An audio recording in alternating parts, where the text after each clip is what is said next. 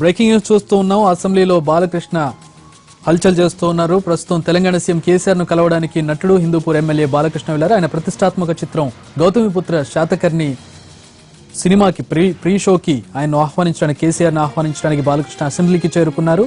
ప్రస్తుతం అసెంబ్లీలో కాస్త కోలాహల వాతావరణం కనపడుతుంది. ఆయన టీడీపీ ఎమ్మెల్యేలతో భేటీ అయ్యారు. వీఐపీ లాంజ్ లో ఆయన వాళ్ళని కలిసినట్లుగా తెలుస్తుంది. చిత్ర విశేషాలు వారితో పంచుకుంటూ ఉన్నారు.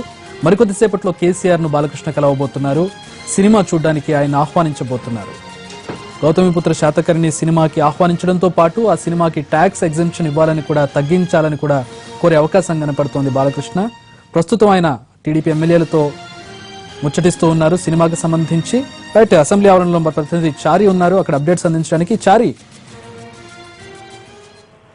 కొద్దిసేపటి క్రితమే అసెంబ్లీ ప్రాంగణానికి చేరుకున్నటువంటి బాలకృష్ణ సీఎం బాలకృష్ణ రావడానికంటే ముందే, ఒక 5 నిమిషాల ముందే అసెంబ్లీలో ప్రకటన చేసిన తర్వాత నేరుగా తన క్యాంప్ ఆఫీస్ కి వెళ్లారు. ప్రస్తుతం ఇప్పుడు బాలకృష్ణ అసెంబ్లీకి చేరుకునే సమయానికి సీఎం లేకపోవడం వల్ల టీడీపీకి సంబంధించినటువంటి ఎమ్మెల్యేలు సీఎం దగ్గర ఉన్నటువంటి సిబ్బందికి సమాచారం అందించారు. ఈ నేపథ్యంలో సీఎం కేసీఆర్ తన క్యాంప్ ఆఫీస్ కి బాలకృష్ణని ఆహ్వానించారు. ఈ నేపథ్యంలోనే మంత్రి తలసాని, సినీ ఆటోగ్రఫీ మంత్రి తలసాని నేరుగా తన వాహనంలోనే బాలకృష్ణని సీఎం క్యాంప్ కార్యాలయానికి తీసుకెళ్లారు. ఇక అసెంబ్లీ ప్రాంగణంలో ఉన్నటువంటి ఎమ్మెల్యేలు లోపలికి వెళ్లే ద్వారం వద్ద మంత్రి తలసాని బాలకృష్ణకు స్వాగతం పలికారు. దీంతో పాటు బీజేపీకి సంబంధించినటువంటి ఎమ్మెల్యే కిషన్ రెడ్డి కూడా బాలకృష్ణని సాదరంగా ఆహ్వానించారు. అయితే ఎమ్మెల్యే ఎంట్రెన్స్ దగ్గర సెక్యూరిటీకి సంబంధించి ఐడెంటిటీ కార్డు విషయంలో కూడా తను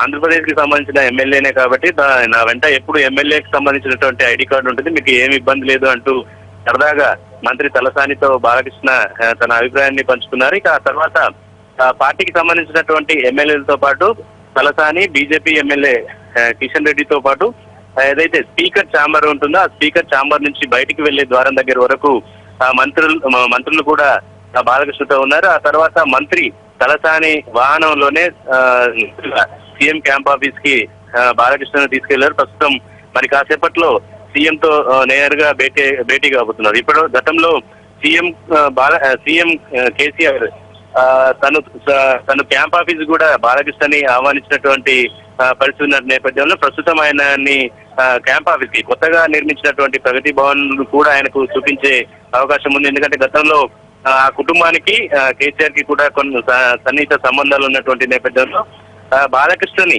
తన క్యాంప్ ఆఫీస్ ని కూడా చూపించే అవకాశాలు ఉన్నాయి. ఇక గౌతమిపుత్ర శాతకర్ణికి సంబంధించినటువంటి చరిత్ర కూడా తెలంగాణకు రిలేటెడ్ గా ఉన్నటువంటి చరిత్ర కాబట్టి ఏదైతే సినిమా షూటింగ్ ప్రారంభంలో కూడా గౌతమిపుత్ర శాతకర్ణ చరిత్ర గురించి కూడా ప్రస్తావించినటువంటి నేపథ్యంలో ఆ సినిమాకు సంబంధించి, చరిత్రకు సంబంధించినటువంటి సినిమా కాబట్టి దానికి వినోదపు పన్ను ఉంటుంది. ఆ వినోదపు పన్నుని ఎత్తివేయాలని ప్రధానంగా ఇప్పుడు కేసీఆర్ తో జరిగే భేటీలో బాలకృష్ణ ప్రస్తావించే అవకాశం ఉంది. దీనికి సంబంధించి ప్రభుత్వం కూడా సానుకూలంగా ఉండే అవకాశం ఉంది. దీనికి ఏదైతే వినతి పత్రం ఇవ్వబోతున్నారో వినోద పన్ను తగ్గించడం కోసం, దానికి కూడా ప్రభుత్వం సానుకూలంగానే స్పందించే అవకాశాలు మాత్రం చాలా స్పష్టంగా కనబడుతున్నాయి. హీరో బాలకృష్ణ ఈ రోజు అసెంబ్లీకి రావడంతో అటు అసెంబ్లీలో ఉండేటువంటి పోలీస్ సిబ్బందితో పాటు మిగతా పార్టీకి సంబంధించినటువంటి నాయకులు కూడా ఆయన చూడడానికి, ఆయనతో సెల్ఫీలు తీసుకోవడానికి చాలా పోటీ పడినటువంటి పరిస్థితిని మనం చూస్తాం.